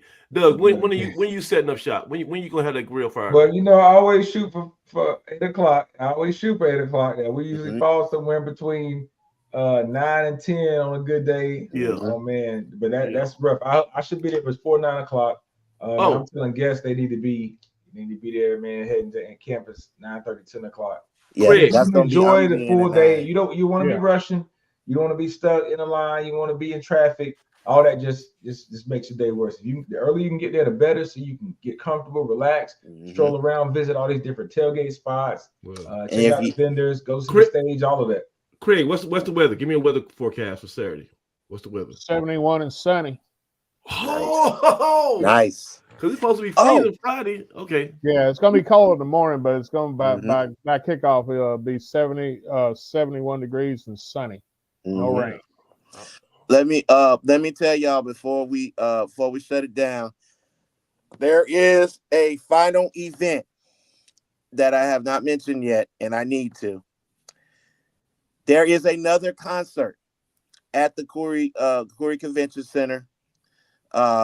It is the official alumni reunion and homecoming finale in partnership with R&R Productions. They are bringing Raheem Vaughn to Greensboro along with the Project 919 band and DJ B Stupid. What day is that? That is at the Sheraton. Well, what day? On Saturday night, 9 o'clock. Oh, really? Yes. Okay, so me and the missus might actually have a chance to do some of that line dancing we're going to practice on Thursday or whatever. Hey, do what you do, man. Because I'm going to tell you right now, Raheem Devine is great. Okay, so I saw him at I actually saw him at the CIAA tournament last year. I literally walked in a restaurant and he was on stage performing.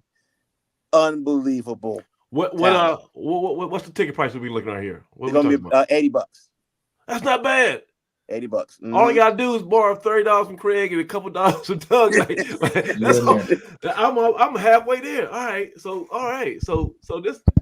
this might work out. So we got this is a special event they put just recently. They just put this out there, right? Yes. Oh, good deal. Okay. All right. Tyler, you doing it, man. All right. So we got the game. 1 o'clock to about probably 4. And then what's happening Saturday afternoon? We tailgated. Now I'm going to be at the second annual homecoming bonfire. That's going to be at the A&T Farm. It's put on by Quadri Heath, Chuck Henson from A Party Life, and the guys at Next Level Entertainment. They will be at the A&T Farm, and there will be food trucks out there. Also, there will be two large bonfires, and you can bring your lawn chairs and you can sit them around the bonfire, roast your marshmallows, or what time is that? Do what you do. What time is this? It's actually going to start at 8 o'clock. 8 o'clock. Okay, and then that lasts a couple hours probably. It'll be till about 1. To 1 o'clock at night. Yeah, till 1 in the morning. What the hell y'all doing in front of a fire? Gonna have a DJ out there. See, the bonfires are on their own stage, but you're also gonna have a DJ. You're gonna have food trucks and also an open bar. Oh, this is gonna be crazy. So, Doug, are you familiar with this?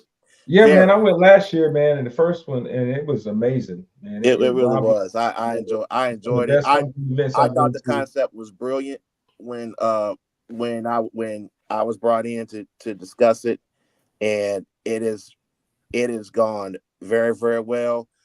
This year they stepped up some things that were some issues last year, with some security and some parking. They've gotten actually more land to handle those issues. So, but still, we recommend that you get a ride share, bring your group out there. But we highly recommend that you use Uber and Lyft to come out there to the farm, because parking is still going to be kind of limited for the amount of tickets that were sold. Ain't no getting around McConnell Road, right? That Boulevard. One way in, 1 or 2 ways in. Oh, man. 2 ways out. Yep, it's a 2-lane open road, so you know how that goes. Oh man, that's crazy, man. Like, I don't know how you gotta have like a what you call it, like those, how those Hollywood people have their own executive planner to figure out how they schedule. You gotta have almost a executive assistant to help you coordinate everything that's going on this week. Because I've actually been, I've been actually asked to do that. I can see you doing that, especially like if I'm gonna say I'm not a celebrity, but if I'm if I'm an important person and I don't know the lay of the land, I'm definitely calling Tyler Ball. Say, look here, can you just hang with me all weekend and tell me where to go, who to talk to? Because I mean, you are Mr. GHOE, man. Like, I mean, this is kind of like this is your wheelhouse. You live for this moment. I have embraced it. It is my wheelhouse. Yeah. I've been celebrating it for easily 35 years. Ever since I have been fully cognitive, outside of being a child. Now I'm fully grown, and the experience, I would take it before any event that I've been to. And I've been to all of them just about. From CIAA tournaments to Howard's homecoming, Howard homecoming, Howard homecoming, Hampton homecoming, Tennessee State. I've been to FAMU twice. Hey, so Tyler, do you feel pressure this week? Because I know everybody's pulling at you like, hey, Tyler, come to my spot. How do you tell somebody no? Because I know like there's day parties going on. Everybody wants you. The party don't start till T-Ball walks in that piece, right? So how do you break the news to somebody? Like, man, I already told my homeboy here I'll be at his spot. How do you tell no to somebody? Okay, the secret is that when I'm telling them no, they know who I'm supporting, and I'm likely going to be supporting them on another night anyway. Gotcha. So, like my personal loyalties are to Next Level Entertainment. Because I've worked there in an official capacity, but Quadri Heath and I are classmates. I support him throughout the year. He throws on great events, particularly his first Sundays at Boston's House of Jazz. I'm pretty much there every first Sunday. So, he gets plenty of support from me. Several of the other promoters in the city they know who I am. They come to me for, sometimes I may have to hook them up on a ticket or two, but they know me and treat me very well. So that kind of helps me out when when I need it, or when I'm catching them in another city or another venue, they will look out for me. So I'm fully appreciative of what this life has gotten me. You know what you need to do, Tyler? You know what you need to do? You need to have your own app, right? You know how they do in middle school? They had the Where's Waldo? Where had to find out. You need to have a Tyler Ball app, a GHOE app. So folks, if I don't know what to do, I'm just going to do whatever Tyler Ball's doing because he's in the mix. It's not far away. Quietly, but it's not far away. Oh man, not far away. Because I've been approached. I have been approached on that. On a serious note, I have been approached for that. We were saying like executive planning. Yeah. I have been approached. And I am, I'm considering it highly because I have some friends that are in the event planning business. Yeah. And that is going to be the next step for a lot of your event planners, particularly wedding planners. Yeah. Is to have their own apps. So, especially on weekends, cooking up some stuff, man. Because Doug, I don't know if you took the family to Disney World. Probably you've been to Disney World with Angie and okay. So you know how you go on and you see like how long is the wait time or whatever. Yeah. They need to have a GHOE app, right? I'm gonna give somebody his idea. Somebody's gonna make $1 billion. I'm gonna make nothing out of it, but I'm gonna put this in the universe. There needs to be a GHOE app that you I guess start on Thursday that shows you all the events. And then it shows you like available tickets, maybe 20 available. So this is me just thinking out here, but it's a brilliant idea. All the event people would go through this app, and you can use the app to buy tickets, find out what's available, or it's sold out, or it's a new concert popped up. And so it's like a one-stop shop. And then also, find ways to incorporate the university, maybe do some donations to giving back. But yeah, we're gonna have to get this all because it's growing and. I think the market, the demand. Let's go to the demand of GHOE. Let's take a look at this from the number standpoint. Yeah. Now 2003 is the 20th anniversary where the drive to increase enrollment. We reached 10,000 students for the first time. Yeah. It's the 20th anniversary of that class coming back. So. Every one of those classes afterwards that's celebrating their anniversaries, and of course we do the 5-digit difference between like zeros and fives, ones and sixes. All of those classes are coming with about 1,000+ people. Even if half of them just come to homecoming, you're gonna see 100,000 and shoot 150, maybe 200K trying to get in the city. At the same time, over the next 10 years, GHOE is going to be It's going to be massive. This is what I want to see too. For all you guys who real, creative and digital and all that, I want to see that one. I asked for it last year, I didn't get it. I want to see that one aerial drone shot of the massive humanity on campus. Because you see people kind of like you see the Holland Bowl, but I want to see that overhead. Of just how packed Laurel Street is going to be. You got to combine Laurel Street and you got to combine the Holland Bowl together in one shot. Now, I think a drone could do it. I'm not sure like what angle, but I want to see that. I'll put that downstairs in my living room if I can get a shot like that. I would love to get that superimposed. Yeah. With those two shots of the Williams cafeteria all the way up to where the plots meet. Yeah. And then come down Laurel and then to Sullivan. So I'd back it up even further. I would have it fly over the stadium during halftime and make its way up through near the students on Street. Then hit the plots. I think that's kind of prime time. If I got to do a time lapse, I need it all combined. But you're right. Hey, so I would start on 29, like the edge of the blue lights, go all the way to the blue lights, come around the stadium, go up Laurel, go around Sullivan, up Laurel, go straight to the plots, and then just kind of circle around and get that shot. Oh man, that's the money shot. You're making it. Essentially, it's going to be an L, a huge L shape. Yeah, man, yeah. That's crazy. Man, I love it. Hey, y'all don't understand. Like, if somebody's watching this show, man, y'all don't care about football, and I know this might not resonate with everybody, but for us who like just Aggies, y'all don't understand how electric this weekend is, man.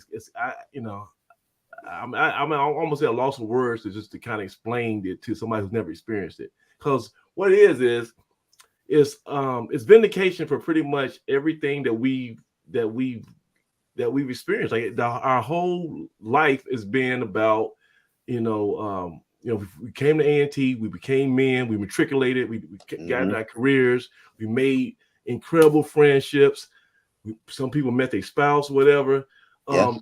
And now when you come back, you get the chance. It's like a family reunion on steroids, because you get to see all your classmates, your professors, folks, your ex-girlfriends, all that stuff. And man, and for Doug and I, we see our mentors when we were kids, because we grew up on this campus. Right. You know, I still got my I pulled out my '86 media guide.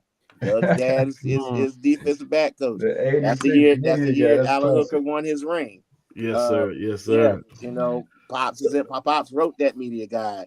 Then we had somebody recreate the '86 basketball media guide with the warm-ups that on the cover of the basketball media guide. Wow. Chucky Beckton and Corbin Davis are wearing the warm-ups, and one of the vendors that's going to be at the pop-up has reproduced that warm-up. And it is sweet. I just got it delivered today. It is sweet. I love it. So yeah, man, it's like I'm seeing my childhood all the way up to today. In one weekend. That's crazy, man. I feel the same way. So look, what do we have anything else on Sunday besides? I know you talked about the Fun Fest. Is there any other events that's happening Sunday? Just the Fan Fest is the vending. There are gonna be some brunches. Some if you want to search Eventbrite and just put in a GHOE brunch, you'll probably find a couple of brunch events. For me, it's going to be Quaji is throwing a end of GHOE brunch at Boston's, and tickets are available as on Eventbrite. And that's going to be, I guess, some live entertainment there too. Actually, it's going to have like 4 DJs because they're going to be all day. It's going to be an all day event. Okay. All right. So, man, and what I say, just follow us on Twitter. If there's any in the A&T fan forum, we got like a thread where we talk about all this stuff. So we'll be populating that with information. Going forward. And I'll be taking my everything that you heard tonight. I'll be taking it to the fan forum. Yeah, please do that. If you can post in that thread, because you are, and I'm not be joking, Tyler. You are a invaluable resource. First of all, we love you, Def, because you care about A&T more than anybody else, and you work there. You're giving your professional time there, and you always have. We talked about it last week with our guy Tim Shropshire. You got great energy, right? So you always make people feel great about the university. That's by being around you. So that's why I want to bring you on here, because you set off. And so if y'all want to see Tyler, he's gonna be around, but he'll be at Doug's tailgate at some point, right? I'll be at Doug's tailgate, and this year I have my own tailgate. This year I will be on the grill. Before pregame, I will be on the grill throwing my specialty wings at lot 28. Is that in front or behind the stadium? It will be in on Laurel Street. In front of Smith Hall. Okay. Now, Tyler, will you make an appearance on the steps of Holland Hall? Maybe. Not in the same form that you were in. Not in the same form, of course. Not in the same form. I mean, just for not in the same form. I would just be distributing goodies, of course. But yeah, I will be in a totally different frame from that infamous 5 years ago. But if I put that, some photo ops there, man. Some photo ops. There's a lot of people that want to have the opportunity to take a photo with you. You know what? You should recreate. You should recreate that picture, man. Like you should honestly, that should be a thing, man. Where you, well, you know what like I did was every year you got to just take it one more shot and you add know on what? to it. I actually I put a into the moment the year after because we had no COVID. So I took a picture and you know, on the steps.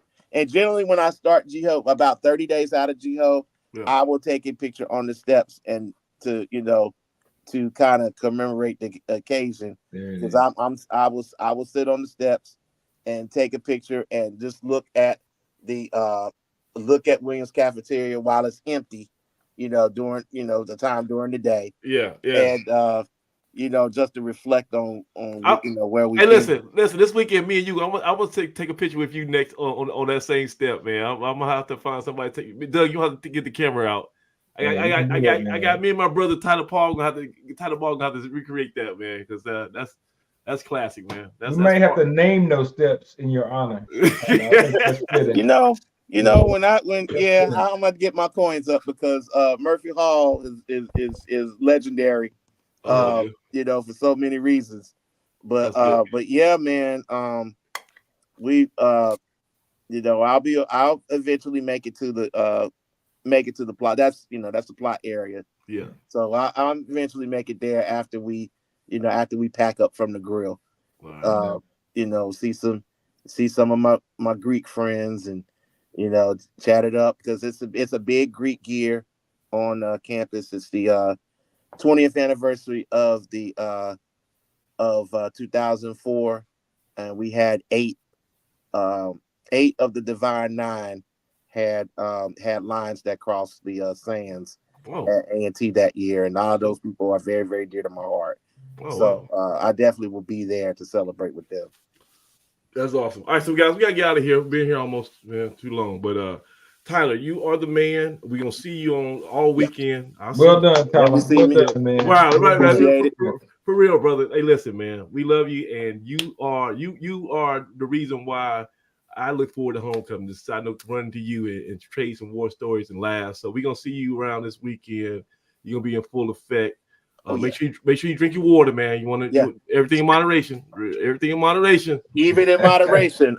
Rest in peace to Yusuf Neville. Used to say everything in moderation, including moderation. So here's my this is what I've been doing all week. My gallon jug, it'll be filled tomorrow. Believe me that. All right. So yeah, I want to thank you guys for this opportunity. I will someday be making a return to the Valley as a columnist. I definitely want to cover basketball. Anytime you get some time, just let us know, man. I will make some time because I believe we have something going this year in hoops. So I'm looking forward to it. Yeah, we can look forward to that in a couple of weeks. We might have some special guests in the building. So Craig, let's get out of here. Take us home, man. Give us that final word so we get ready for GHOE. Want everybody to be safe. Somebody was asking what time the gates open up on Saturday. Tailgates are open at 8 a.m. For folks to come on in and start getting their food up. And gates to the stadium, as far as getting into the stadium, will open at 11 a.m. That's 2 hours before game time. So, but everybody just needs to be, like I said, be safe, pace yourself. So it's a long weekend. It's a long weekend. Don't try to do everything the first day. You want to make it a Saturday night. So pace yourself, and we'll be making the rounds. I got that parade on Saturday morning, but we'll be making the rounds. I'll be over at Duds and various places on the back side of Truist Stadium on Saturday. So looking forward to it, guys. I can't wait. Cannot wait. That Friday and Saturday are always huge. So it's gonna be big. Hey, Craig, I got a feeling, man. I'm not sure how they do the crowd estimates and all that, but I think this is gonna set the record. I think this the way it feels already on a Wednesday night, I think this is gonna be one of the biggest ever. So I'm convinced that it will be. Just the football team is 1-5, and we still this. We still, hey, y'all, and you know, many of our fans know. Yeah. The place was packed and sold out when we were over. So yes, it don't matter. That's true. It don't matter. It don't matter. Don't matter. It's A&T. That's all that matters. That's all that counts. That's it. All right, guys, let's get out of here. So, right. Mr. GHOE, Tyler Ball, of course, the local legend Doug Brown, and Mr. President Craig Turner. I am Samaj Marsh. It's been a special GHOE edition of Inside the Valley. I'm gonna see all three of these guys in the flesh this weekend. Can't wait to see my man TB. But until then, we'll see you after the next week on Inside the Valley and see you at the stadium this week. Aggie Pride. Aggie Pride.